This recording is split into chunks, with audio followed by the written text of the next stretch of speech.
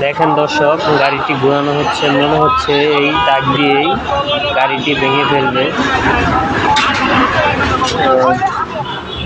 আজকে অফিসে একটা ড্রাইভারকে ভিতরে আটকিয়ে রাখে নির্যাতনের অভিযোগ ওঠে। তারপর উচ্ছত ড্রাইভার ওই খেপে যায়। দেখেন দর্শক, গাড়িটা ওই অফিসটাকে ভেঙে দিল।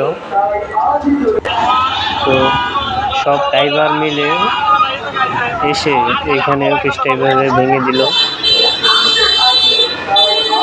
তো এলাকার অবস্থা খুব থমথমে, দেখুন অবস্থা।